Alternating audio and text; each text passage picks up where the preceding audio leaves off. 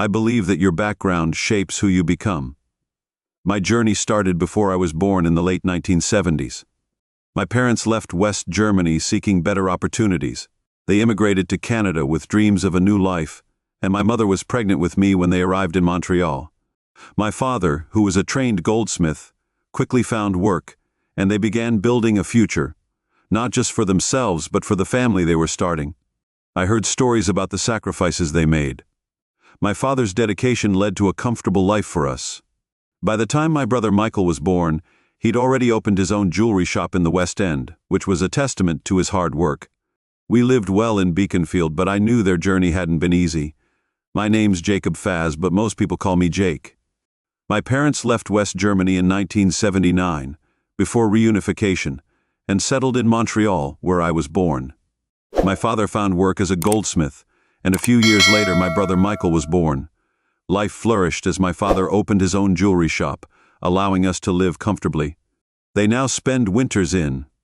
I was an average student in Florida, more interested in girls and hockey than studies. I found it difficult to find a job in French-speaking Quebec with only adequate spoken French. I ended up joining a Vancouver-based building materials company in customer service. A year later, I transferred to Vancouver, where my French skills helped me land the job. I immediately fell in love with the city, its modern vibe, beaches and mountains. I made friends through work and hockey. I joined a beer league and ended up as a first-line defenseman because I could skate. It was a blast and kept me in shape. At the end of the season, I met Judy Hansen at a team barbecue. She was from Montreal like me, and we hit it off right away. We exchanged numbers and started dating. Judy was attractive with short, dark brown hair and a slim figure. Within a year, I proposed, and after some discussion about our future, she accepted. We had been physically engaged for months, and while Judy was a bit conventional, we both seemed satisfied. Judy worked as a lab technician conducting medical tests for private clinics across the province. She was proud of her hard work. I worked hard and enjoyed my colleagues, who were all women except for our boss, Bob Turnbull. When we planned our future, we figured that if I got the sales job, our combined income would be close to $90,000. With our combined income potentially reaching $90,000, we were ready to take the next step. Judy accepted my proposal on the condition that I got the job. A few months later, I did. We set a wedding date and shared the news with our families. While my parents were thrilled, Judy's parents were more cautious. They eventually made plans to attend the wedding.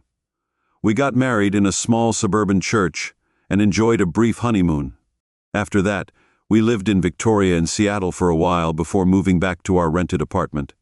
I worked hard in my new sales role, meeting my targets, while Judy continued at the lab with her more predictable hours despite our different schedules. Life was smooth and we saved enough to buy a townhouse in the suburbs. We celebrated our 3rd anniversary shortly after moving in. We talked about starting a family, but Judy was set on waiting until we were more financially stable, though she never said exactly when that would be. As with many marriages, our ZZ's life gradually slowed down. Before, we were physically engaged 4 or 5 times a week, but after 3 years it dropped to once or twice a week. I eventually brought it up with Judy, but she was defensive, suggesting that work was tiring us out. I missed our earlier pace. I got used to the new pace, realizing that not all couples want the same things at the same time. Overall, we seemed happy and on track for a successful marriage. It might seem surprising, but I developed a close friendship with a woman called Cindy Willow after she and her husband Al moved in next door. Despite being best friends, there was no romantic or sexual element between us. Cindy was a stay-at-home mom with 2 kids at home while Al worked as a car salesman. Cindy was a stay-at-home mom with 2 kids at elementary school. Al worked as a car salesman. She had a sharp wit, a no-nonsense attitude, and a bold sense of humor. She was slightly taller than Judy with reddish blonde hair and blue eyes. She often joked about how Al did the honorable thing by marrying her after she got pregnant. They had 2 kids, Annabeth, a 10-year-old in 5th grade, and Bradley, a 7-year-old. Cindy sometimes called her husband Alvin when annoyed, but most knew him as Al. He was about 6 feet tall with curly red hair, a ruddy complexion and a flashy style, bright suits, a Rolex knockoff and a gold ring. Al seemed to believe this was the ideal car salesman look, and his upbeat, always positive personality could be either endearing or irritating. Unfortunately, I found him more annoying, though Judy was neutral towards him. However, I liked Cindy, she was straightforward, and we became good friends. Over time, I also got to know Cindy's kids. Annie, as she was often called, was polite and charming. Brad was playful and always cheerful with good manners, which I appreciated. However, Judy kept her distance from them, which made me wonder if she was reluctant to have children. I was hoping our kids would be like Annie and Brad. Things took a turn last spring, after 6 years of marriage, and nearly saving enough for a house. I was laid off when my company was sold and the branch closed. I was shocked by the news, and Judy was angry and disappointed.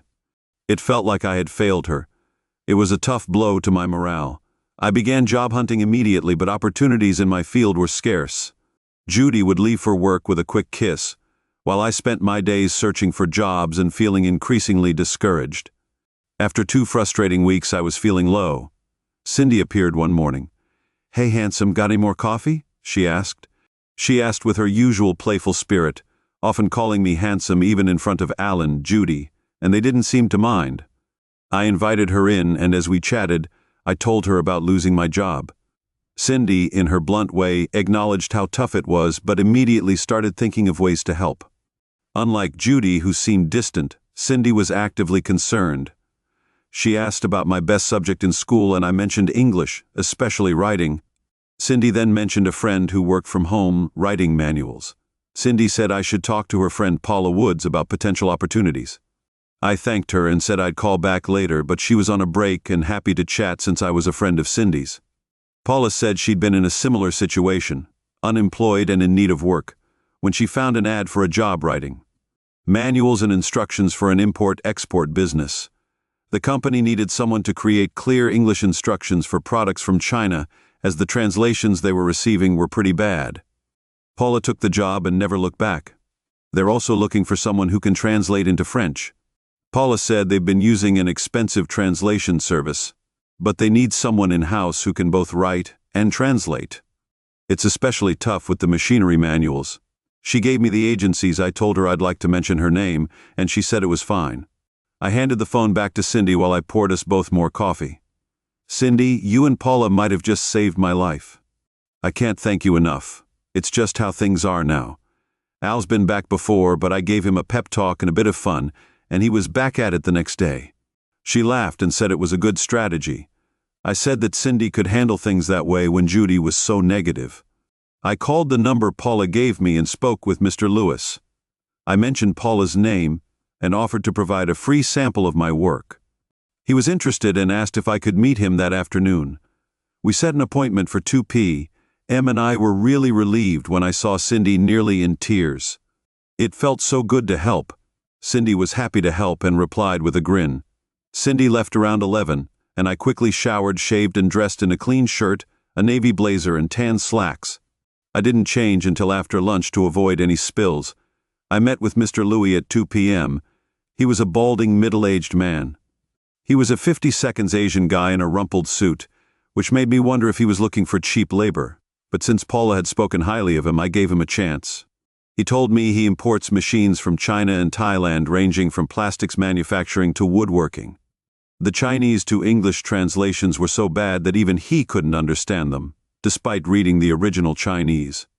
He needed clear English instructions for his customers and French translations to sell in Quebec. The high cost of translation services wasn't providing the quality he needed, especially since they didn't understand the machinery. I was looking for someone who could do both. "I understand your situation. Let's give it a try. If I can do the job, we can agree on a fair fee." "That sounds good to me," I suggested. "Yes, that works for me. I hope you can handle this because it would be a great help to my business. I'll make sure it's worth your while." He said he'd give me a sample to work on. I can either do it there or take it home and return it when it's done. He smiled and said his computer is a bit outdated. It'd be better if I used mine and let him know when I'm done, then we can review the results. He showed me the instructions and I got started. He gave me a thin folder from a stack and led me into his warehouse, which was filled with crates and machinery. "This is the machine. The instructions are for it. Look them over and ask if you have any questions." I compared the drawings in the manual to the actual machine. They matched, but I asked how accurate the drawings are. Most are good, but sometimes they send old drawings with new machines, which causes issues. I can't sell machines without the correct drawings. It's bad for business. I can see that these seem accurate, so I'll start on the instructions. If I hit any snags, I'll call. This first job is a trial run to see if I can do the work and if it's a viable job for me. He nodded with a smile. A wise approach. I left excited about the potential of this new opportunity. It wasn't related to my previous job, but it seemed more interesting. If it worked out, I was sure I'd be happier. However, Judy wasn't as optimistic. What do you know about it? Machinery? How can you make money from this? She asked. I know someone who's already doing it successfully and working from home, which I'd like to do. Oh, great. You'll just sit around all day while I work hard in the lab. Why do you think that working from home would save us money? No commuting costs. It seems like a good situation. Show me you can actually earn a living, Jake. I have my doubts. If it were that easy, everyone would. I'm sure I can do it. I have a mechanical mind, good writing skills, and I'm bilingual, which is rare here. I think I have a good shot, but I need to try. How much is this guy paying you? Nothing yet, but it's a free trial to prove I can do the job. Once I know what my time is worth, I'll set a price. Great, you're working for nothing on a job you don't even know if you can do. Fantastic, she said, stomping off to the kitchen. I was disappointed, but I was determined to prove myself. After dinner, I went straight to our home office and began working on the instructions. The English version was so poorly translated that it was almost impossible to understand. Just because I haven't shaved or dressed doesn't mean I'm a slob. I joked, and Cindy laughed and asked what I was working on.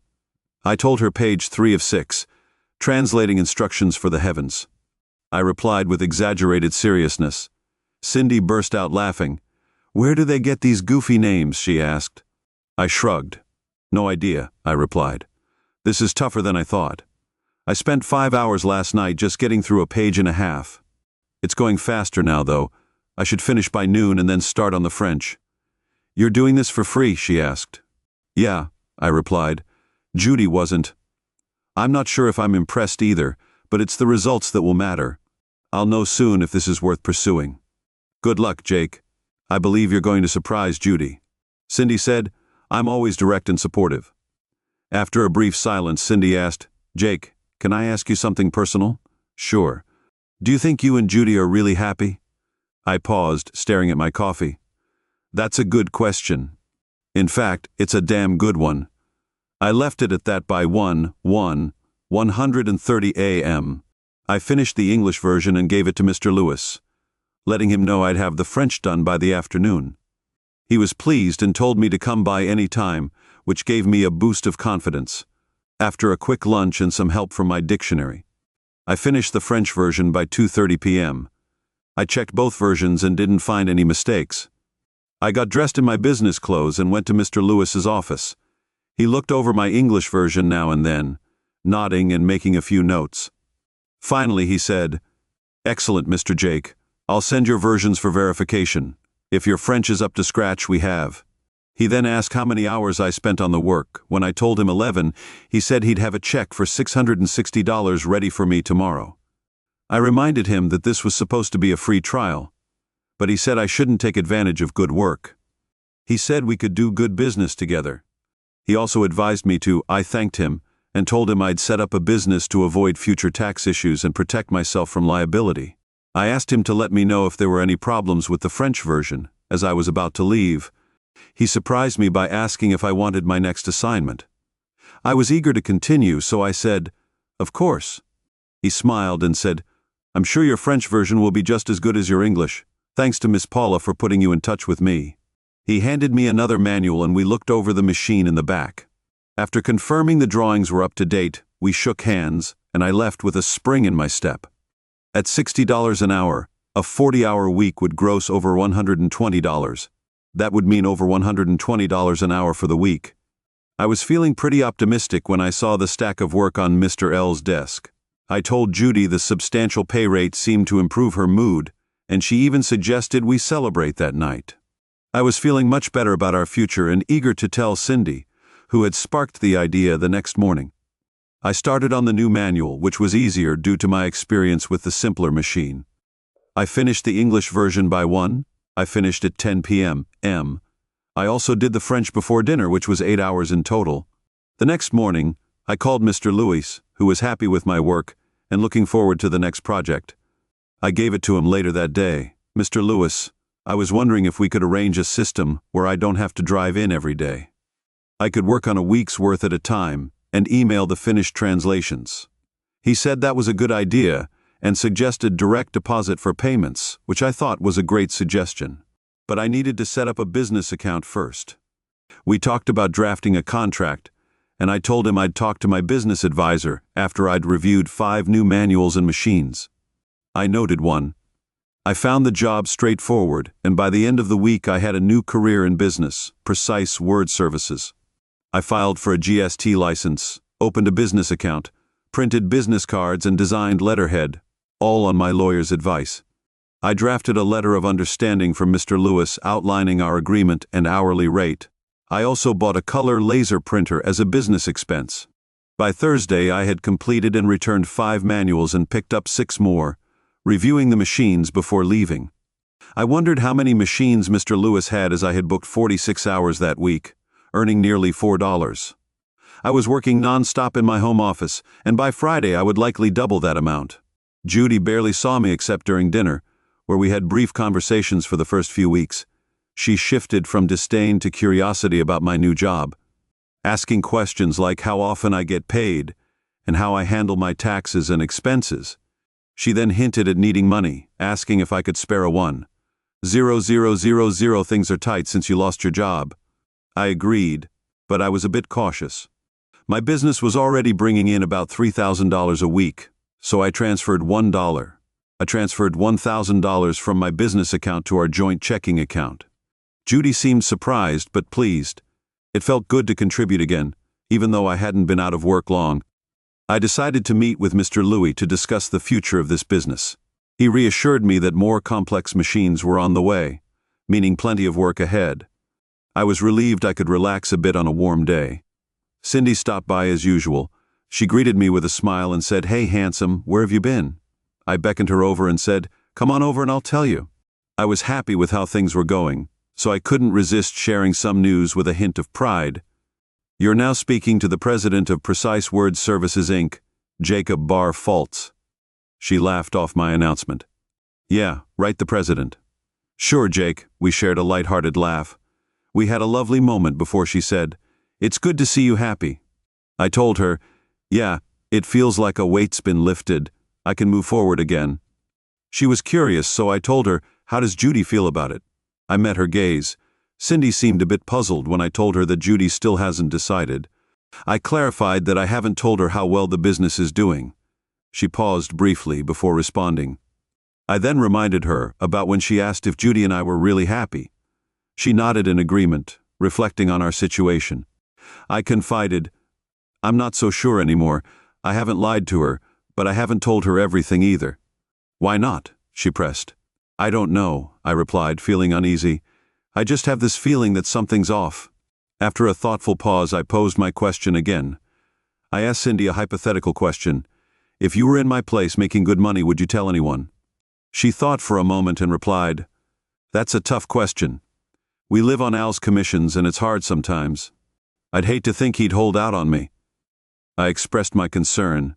"That's what's got me worried. I'm holding out on Judy and I'm not sure why." Cindy replied, "That's easy, you don't trust her." I asked for her thoughts on the matter. She seemed confident in her observation. "I can tell something's wrong between you. I'm pretty sure it's not you, Jake." I asked Cindy why she said that. "I know you, Jake. You're straightforward and no nonsense. I've noticed how Judy treats you when she thinks no one is watching. She acts like she married beneath her. I don't know why. But that's what I see," I murmured thoughtfully. "Her parents." Cindy inquired what about them. I explained that they don't think much of me. Maybe it's rubbing off on her. Cindy scoffed. "Or her parents are royalty, or something." "No, her dad is a city employee, her mom works part-time at a I told Cindy that I didn't think they were royalty. She was pretty frustrated and said that they should be grateful that Cindy married someone who treats her well. She said that they deserve better. I was thinking about what she said, and then Cindy asked me, "So what now?" I told her that I didn't know what to do. I still love her, but it feels like she's given up on me. I hope I'm wrong. Cindy said that she hoped I was wrong too. Although there were no signs that Judy was having an affair, I started to worry a few weeks later when she mentioned working overtime due to a reorganization at the lab. We seemed to be drifting apart, which made me sad. I was nearing 28, and we hadn't started a family, so I wondered if we ever would.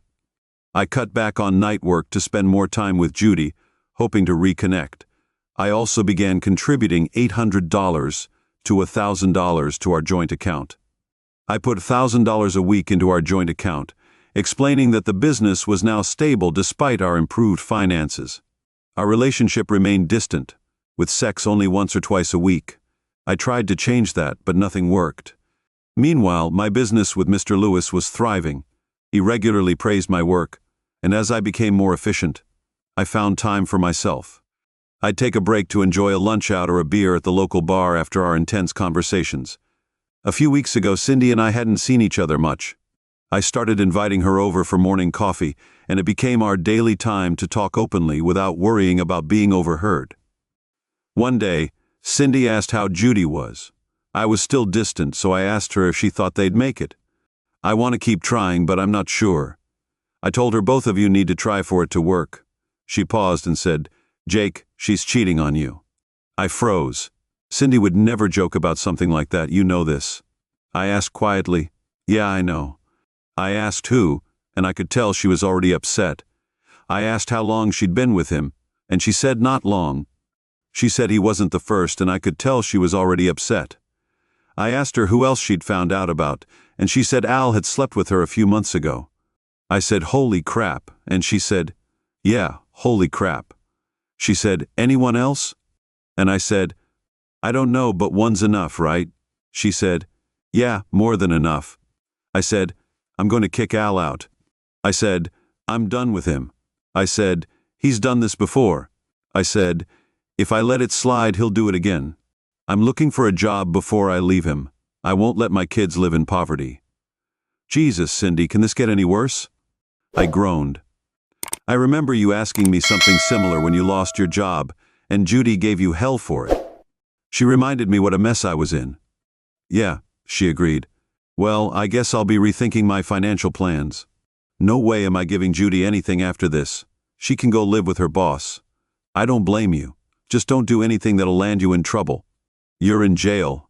I need you for my morning coffee," she joked, trying to lighten the mood. "Maybe we should both kick them out and move in together," I said, half joking. "You're forgetting something, Jake. The kids? No, I'm not. If they don't come with us, the deal's off." I joked back, trying to lift the heaviness of the moment. Cindy laughed, but I noticed tears in her eyes. We both needed a release from the heaviness of the situation, so we shared a laugh. It felt good to have someone to talk to. We decided to put our spousal issues on the back burner for the day. I had to wrap up my work, and I needed to figure out how to coexist with Judy until I made up my mind. Surprisingly, I felt emotionally detached, more disappointed than angry. I even wondered how many others had been there besides Al and her boss that evening. I acted like nothing had changed, though it took me longer than usual to fall asleep. I kept thinking about what to do and realized I needed proof, not that I doubted Cindy. But I wanted to see it for myself the next morning. Judy said she had to work late again, which I suspected meant she was seeing her boss. I called Cindy, borrowed her car, and kept an eye on the clinic parking lot. Sure enough, Judy came out with a tall man in a nice suit. They got into a Mercedes and I followed them to a hotel. I watched them check in and saw that they were carrying small overnight bags. I took pictures to confirm what I needed to know. I went back to the car rental place and returned Cindy's vehicle. I told her what I'd seen and she gave me a hug and advised me to calm down and think before confronting Judy. We agreed to talk more the next day. The next morning, Cindy and I had time to discuss our next steps before the kids got home. I was angry and hurt by Judy's betrayal, but I knew the marriage was over. There was no doubt about that. I asked Cindy how she found out, and she explained that gossip spread through mutual acquaintances. One of Judy's colleagues had told her. The affair was discovered by Cindy through a chain of people who knew we were neighbors. Cindy said that many people were aware of Judy's affair when I asked how she found out about Al. She said it was through a nosy neighbor who noticed Al visiting my house when I was away. I guess Judy felt for Cindy said that Judy's boss, Turnbull, was a big deal at work. She then asked if he was married. I confirmed that he was, but I didn't know much else. Cindy grabbed my phone book and looked up his number. She called and said, "Hello? Is this Mrs. Richard Turnbull?" After a brief silence, she apologized, saying she had the wrong number.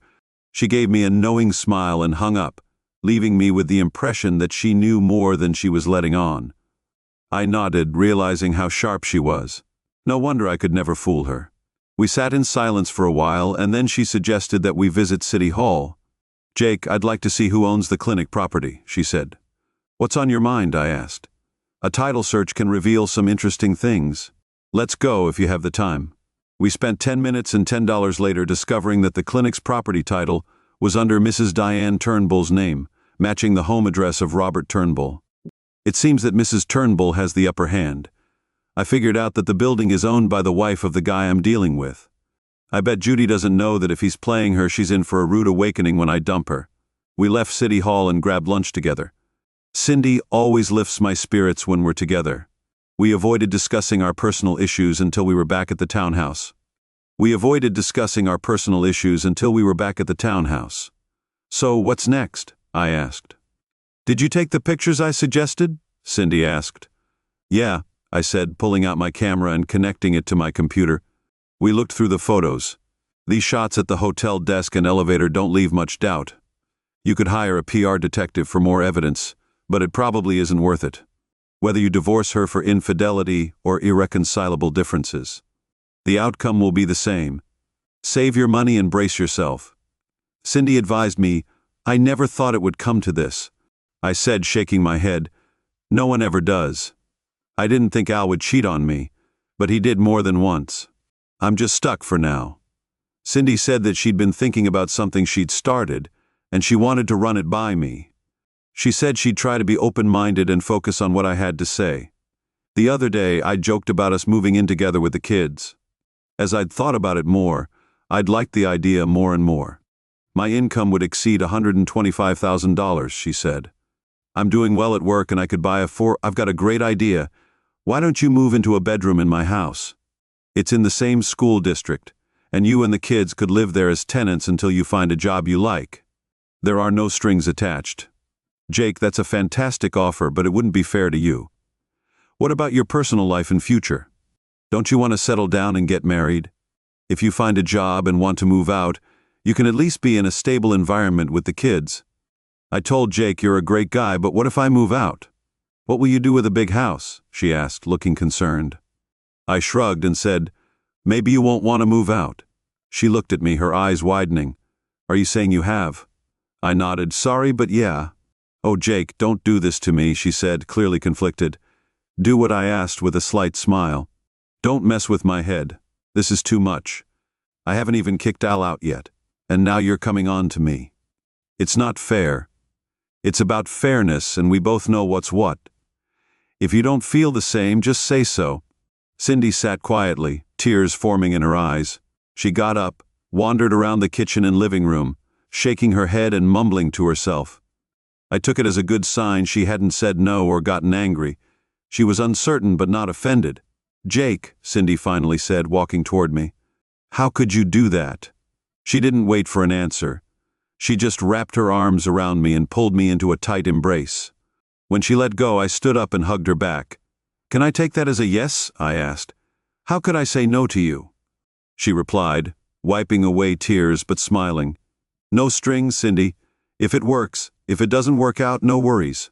I told her I'd try my best, and she said she'd make sure it works. She started crying again. I felt like we could get through the tough times ahead and come out better on the other side. I followed Don Simmons's advice and hired a family law firm in Marty Kinsey, a sharp lawyer dedicated to. I decided to be open about my new income during the divorce. I'd share everything if necessary, but I'd also negotiate to avoid alimony. Marta suggested a bluff, We could offer Judy a split of current assets and no alimony, hoping she'd accept without knowing about my new business. I told Marta I'd serve Judy the papers soon. She prepared the documents and the next week passed without incident, though Judy had 2 more overtime sessions. Marta called to confirm everything was ready, so I called Cindy. "It's the day of the meeting, Cindy. I have the papers and need to figure out how to deliver them. Do you want to come over?" "I'll be right there. Let's get the coffee ready." We chatted over coffee before I laid out my plan tonight. I'll confront Judy and tell her I know. I'll give her the divorce papers if she resists. I'll show her the photos and mention witnesses. I'll also remind her that Mrs. Turnbull doesn't know about the affair, which could push her to agree if things get ugly. I'll move out and we can fight it out legally. "Have you packed a bag?" Cindy asked. "Not yet, but I will before she gets home." "No overtime tonight," I said with a smirk. Cindy kissed me lightly and she gave me a hug and said, "Good luck." "Tell me how it goes," she said. "Once this is over, we'll figure out how to handle Al, which will be tougher." We knew Al wouldn't take things quietly, so Cindy planned to stay in their townhouse until things settled down. I even loaned her enough for Marta's retainer. We decided to tackle our situations together that evening, after our usual dinner routine. I told Judy we needed to talk. She tensed up, probably. I was expecting another difficult conversation, so I was ready for it. "I knew about your affair with Robert Turnbull, and I'm divorcing you because you don't respect me or our marriage. I'm handing you the papers." She was shocked and surprised at how calm I was. She gasped for air, coughed, and struggled to respond. She asked how it all happened. I told her you weren't discreet. "Lots of people know about the affair, including your coworkers." "The workers knew about the affair." "Oh God, I'm sorry, Jake. I wish I could say something. I'm so sorry." I shrugged. "I'm proposing a 550D split. We can sell the townhouse and split the equity, or you can buy me out. I won't be living here again." I remained calm and clear. Judy nodded and said that was fair, though she couldn't look at me. I couldn't resist asking why she hadn't spoken up sooner. I thought she might offer an excuse, but she didn't. I thought Robert would give me a better life. He's successful, and I believed he could. Offer more than you could. I thought about telling her she was wrong, but I remembered Marta's advice, "Don't overplay your hand." Instead, I said, "I hope you find happiness. Clearly, you weren't happy with me. It wasn't you, Jake. You were always good to me. I just wanted more out of—" She admitted that he could give her more than she could give him. I muttered that Robert is wealthy and I thought he'd provide a good life after his divorce. "He's married. I thought I'd be surprised." Judy nodded, looking at Ash Ahmed. "I'm not proud of it. We cheated, but we were good together." Her voice trailed off. "I'm moving out. Judy, you stay in a motel until I find a place. If you agree to the settlement, the papers are here. You might want to consult a lawyer," I said, hoping she'd accept the offer. "No, I won't fight it. I hurt you and I take responsibility for that. $550 is as fair as it can be. I'll sign the papers tonight," she said, still avoiding eye contact when I returned with my bag. She seemed surprised that I was already packed, but said nothing. She handed me the signed papers, and I checked them before putting them in my pocket.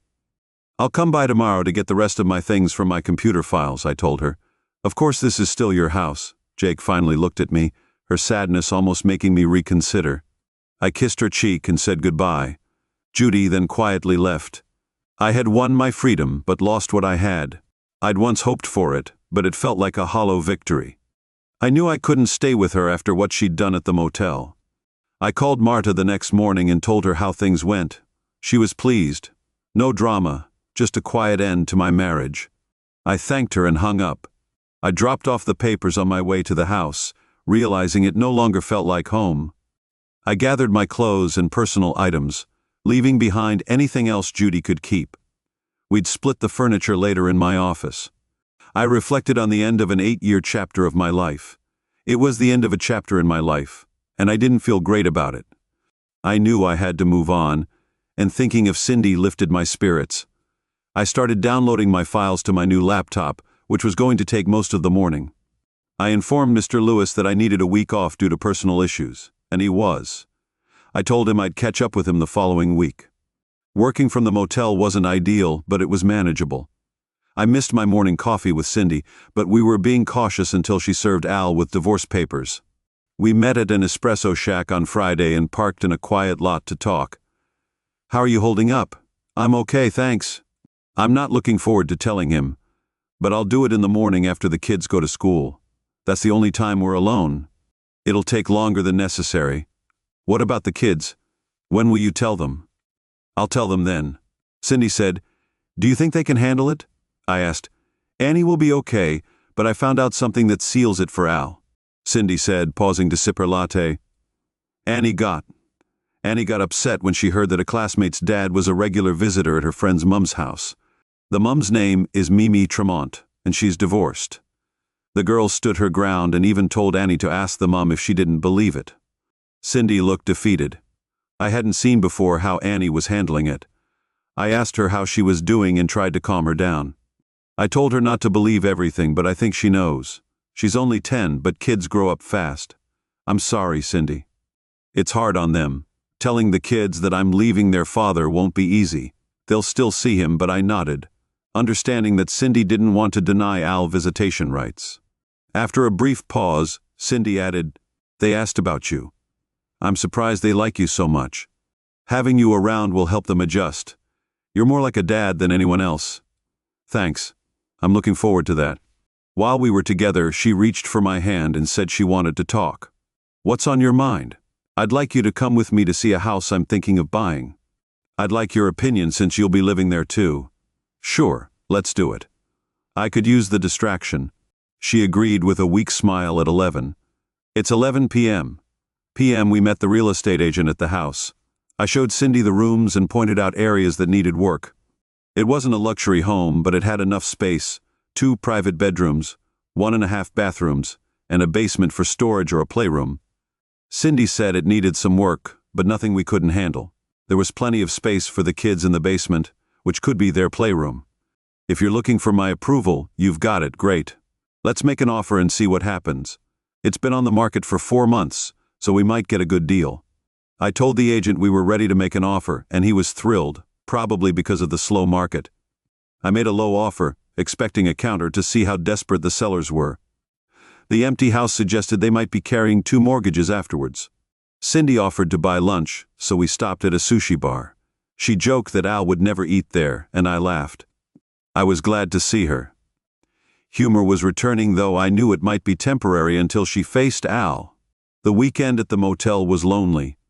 Judy was out of my life, and even though we weren't close, it was still someone to talk to. Now I was alone and I couldn't see Cindy either. On Saturday I took a walk by the river for a break and spent the rest of the week catching up on work. By Sunday afternoon I was back on track and missed her. Lewis was pleased when I updated him on Monday. He mentioned a special project he wanted me to take on, so we arranged to meet on Tuesday. I also called Cindy, who had heard from Marta that all the divorce paperwork was ready. Cindy was nervous about telling me and wanted to discuss her strategy. I suggested it might be better to have someone serve Al with the papers instead. Cindy was adamant that she couldn't do it. If someone else serves him, he'll go ballistic. "I need to do this myself. Maybe I can make him understand how much he's hurt me and the kids. I'm not changing my mind or forgiving him. He brought this on himself, and I'm ending it. I let him off before, and it just let him walk all over me again. I've been fooled once, that's it. I wish I could be there to help," I said, knowing she appreciated the thought, but also that it wasn't possible. "I'm doing it tomorrow morning. I probably won't sleep thinking about it, but I can't let the kids see this. I have to face him myself. It's the only way." I said firmly, "Good luck." I offered Tuesday morning. I followed my usual routine, gathered my laptop and treated myself to a full breakfast at the motel restaurant. I even managed to be frugal despite my improved finances. After breakfast, I waited until rush hour passed before heading to Mr. Lewis's office. I couldn't stop thinking about how Cindy was handling Al. She was strong, but I knew this was tough for her. At my meeting with Mr. Lewis, he surprised me by he was proposing a huge project, translating manuals for tractors back from Chinese, and the scope was far beyond anything I'd done before. "I'm not sure I can handle this alone." I admitted it's a big project, and I'm not an expert on this equipment. "Mr. Jake, you are very good at what you do. Can you find people to help? I'll pay $100 an hour. This is a big job, and I trust you to do it right." he urged, and it was clear he was relying on me, so I agreed to consider it. Let me take a look at one of the manuals and see if I can make it work. Thanks, Mr. Jake. I trust you. Hello, Cindy, it's Jake. I just wanted to check in and see how you were doing. Are you okay? She replied that she was and asked if I could come over to see her. I told her I would be right outside her door.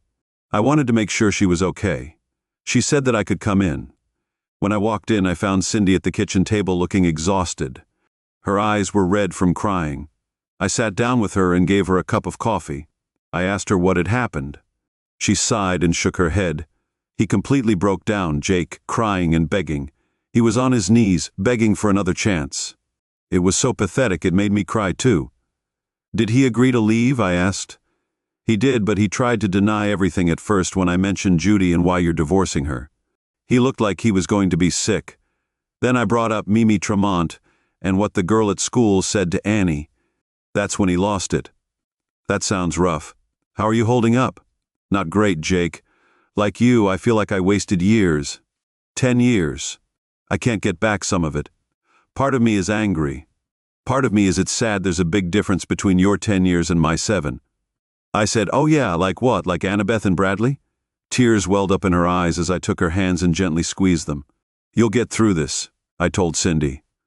She finally broke down, so I held her and let her release all the pain. She was strong, and I knew she'd come out of this okay, even if it would hurt for a while. Tell me what happened, I urged. She composed herself enough to explain that she had Al sit in the kitchen while Cindy told him she was filing for divorce. He tried to talk his way out of it, but Cindy was ready for that. When he realized he couldn't convince her otherwise, he tried to play the sympathy card, mentioning the kids they'd had together. His fake remorse didn't fool Cindy, and she confronted him about all his betrayals, including the one she'd previously forgiven. By the end, Al was a mess. She'd already packed a bag for him and told him to leave. I thought it was just a temporary blip until she handed him the divorce papers, making it clear he was gone for good. He left, defeated, dragging his suitcase behind him. I wish I could have been there for you, Cindy. I said, no, Jake. I had to do this myself. It wasn't easy, but it was necessary. Don't blame yourself because I'm upset. It had to be done, and it had to be done firmly. Well, I guess we're both starting new lives now. I said, I'm just glad you'll be part of mine. She looked at me intently. Are you having second thoughts? Cindy, of course I don't think about us. It's your choice. Whatever happens, it's up to you. Jake, that's a cop-out. You tell me you have feelings for me and then you leave it all to me. What kind of man are you? She challenged. I couldn't help but smile, and she couldn't help but smile back. Then she wrapped her arms around my neck and kissed me deeply. I don't think we'll be apart anytime soon. As expected, the offer on the house was countered, but it wasn't far from my ideal price. After a quick negotiation, the deal was done. I now owned a 4-bedroom house in a nice neighborhood. I was almost embarrassed by how easily I moved on from Judy. I realized I never truly loved her, not in the same way my parents love each other. I've learned what real love feels like now, and it's different from what I had with Judy. Since signing the divorce papers, I haven't seen Judy. The final decree will come in February. I've heard she and Bobby left with little more than his Mercedes and his soon-to-be ex. My wife is running the lab, and it seems that Judy has lost her dreams twice now. Al is still working at the Chevy dealership, but he's changed his mind about the divorce. Cindy's divorce will be final in March, and he visits the kids weekly but stays low-key. Otherwise, the single life doesn't seem to suit him as much as he thought it would. Cindy, at my suggestion, decided not to ask for alimony or child support. Neither of us would find satisfaction in kicking him further. We're financially secure while Alabama struggles with mortgage payments and credit card debt. Playing around has proven costly for Cindy, and I are on completely different wavelengths. She doesn't take any nonsense from anyone, including me. I'll never understand why Al cheated on her. He deserves the dumbest man award. I love Cindy like crazy, and would fight to keep her when she says she loves me. I won't argue. I'm benefiting from her high opinion. I'm glad I stay in shape because I don't want to disappoint her. After Cindy kicked Al out, the 4th bedroom didn't stay a bedroom for long. She explained everything to the kids. Annie was aware of her dad's mistakes, but took it better than Brad. They both needed reassurance that they'd still see him. Brad was quiet for a few days but eventually adjusted as kids do. Cindy told them about the new house, the big backyard, and that they'd stay in the same school. This eased their concerns when she mentioned that I'd be living with them. Brad was happy, and Annie seemed to agree. They seemed to feel the same way about me as I did about them. Cindy said that kids pick up on adult vibes. We moved into the new house after Halloween. I took the kids trick-or-treating in their old neighborhood, and they enjoyed seeing familiar faces. There was no sign of Al, probably. He wasn't able to handle it, so I hired movers to make the transition as smooth as possible. Judy and I agreed on splitting the furniture, and I avoided arguing over small things. Al now lives with a work friend, so he didn't need any furniture, so we took care of it and made sure he got half its value. I only had to buy a TV for the kids and a few dining room items with Christmas approaching. I'm excited. I planned to spoil Cindy and the kids, but I'll be careful not to overdo it. Cindy knows how much I care about them, and that's made our new life easier, as well as Z's life. Cindy is far more passionate and uninhibited than I was used to. And I'm doing just fine. I set up my office in the bedroom between theirs to avoid disturbing the kids. And at home, we've also embraced the benefits of working from home. We've turned happy hour into a midday affair. As for my career, I found a multilingual engineer who's perfect for Mr. Lewis's project. We secured a contract to produce manuals in English, French, and Spanish. Mr. Lewis is looking to expand into the American market, so I have years of work ahead. Not just for him, but for others who've discovered I'll need to brush up on a few things to keep up with the growing demand. Cindy is my personal assistant, and she's great at negotiations, scheduling, and finances. She's my right-hand woman, and we're getting married during spring break in Hawaii with our families joining us. Cindy's mother, who's a widow, will be there too. She never liked Al, so I'm starting fresh with her. This time, it's for keeps.